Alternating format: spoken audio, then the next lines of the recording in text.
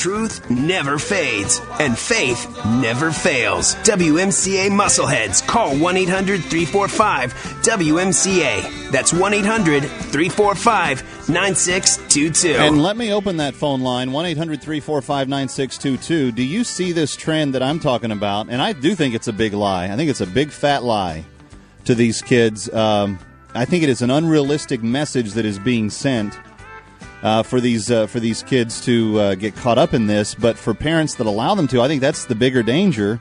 And it sets them on a path, in my opinion, down a very, very destructive road. Kevin McCullough, glad to be with you, WMCA 570. What's your take, Mom, Dad? Are your daughters pressuring you for a $150 pair of jeans, a $300 pair of shoes, a $600 cell phone, a $1,000, $1,200, $1,500, $2,000 handbag or book parcel to go to school with?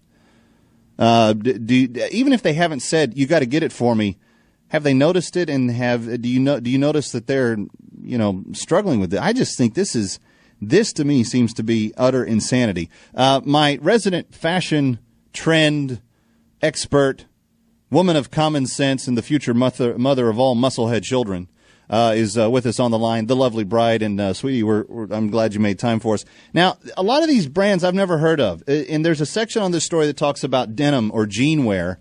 And I remember, when I was in kindergarten, I wore Dickies, and it had the little Toughskins. That's what I wore, and it had the little plastic, fake leather badge that was on the back pocket. Do you remember those? No, I don't know what those are. Yeah, well, this probably predated everyone's time. I'm such a dinosaur. But and then I went from there to Wranglers and Levi's, and even back then, $20 for a pair of jeans was huge back in the dark ages. Denim has gone designer these days, and even you can still get your Levi's, but there's a lot of designer strains of But these kids are not things like that. But these kids are insisting upon this stuff. J Brand, Acne, Ernest Sohn, True Religion, Kasubi. I've never heard of these. They sound like entrees at a sushi restaurant or something. But they all range in what prices are we talking about to get these? I would say anywhere from $125 to $200, and maybe even $300 for the most expensive pair. Probably between $100 and $200. That's insane. That's absolutely. Sweetheart, we are never going to put our children in $200 pairs of jeans, $500 pairs of shoes, and $2,000 book parcels. That's not happening on our watch. So you work in retail, women's retail, a very prominent retailer that everybody would recognize the name of if we mentioned it. You see a lot of girls that are the daughters of these mothers that have, as you said in the last segment, kind of instituted this way of thinking. What is it doing to the young girls' innocence of girlhood, childhood, in your opinion, that parents are beginning to bend on these requests? I think it creates a sense of, entitlement. I deserve this.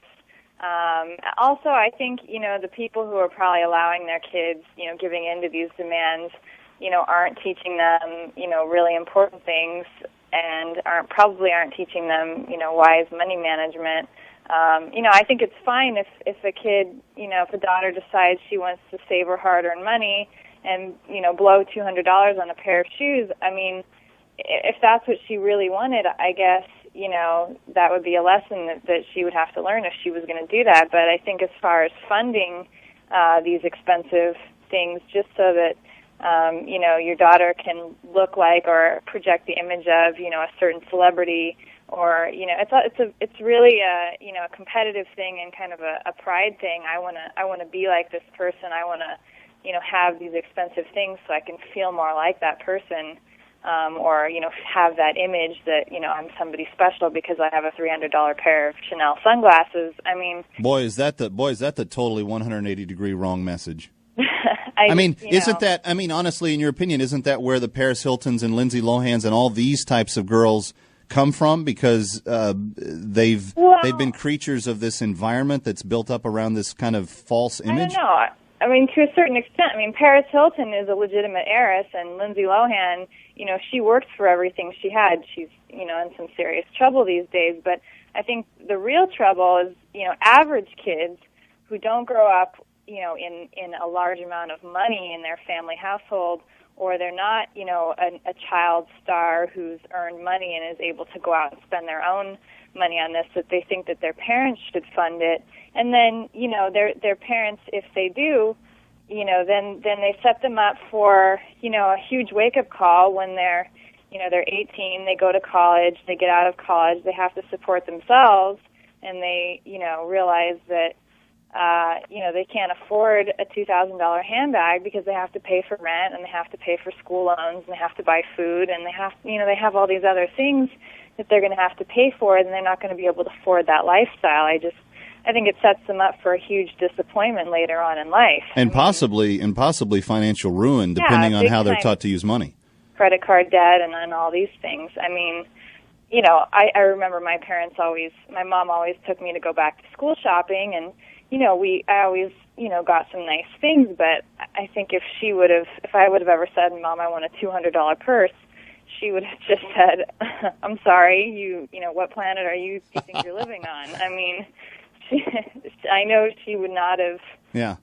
Now let me ask a follow-up to that, because we're short on time. But if there was a, say you're in high school, say our future daughter, if we have one, is in high school, and she says, Mom and Dad, I want this $200 handbag for Christmas.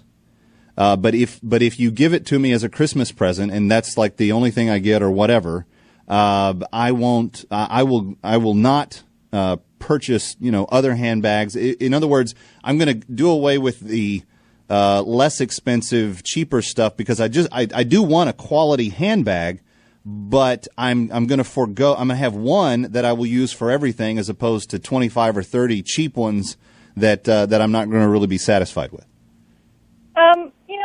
I don't necessarily have a problem with that. I guess it would depend on, what it was, the price, and, the deal that we agreed upon. Obviously, if that's something that my child really wanted as a gift, and, I wouldn't spend thousands of dollars. I might draw the limit at, a certain monetary amount. Say, okay, that's it. You got it. That's what you wanted, and that's it. Or we could say we're going to give part of it. Or we could say we're going to give part of it, and you have to earn the rest, or something along those lines. That would be practical. I'm willing to work out some sort of a practical approach to it, but I wouldn't just be forking these things over to my child every time they decided they wanted. Well, it's a big story on CNN.com today. Teens seeking luxury items for back-to-school wardrobes: a $600 iPhone, a $2,000 handbag, a $300 pair of jeans, a $300 pair of shoes, and that's just for one day. Kevin McCullough, WMCA 570, saying "Over My Dead Body" in the McCullough house. Sweetie, it's always good to talk to you. Thanks for having me on, Kevin. Sure. The Lovely Bride, WMCA 570. Stay with us, 800-345-9622. Your thoughts on this new trend and the demands being put upon parents by snotty kids. The Musclehead Revolution,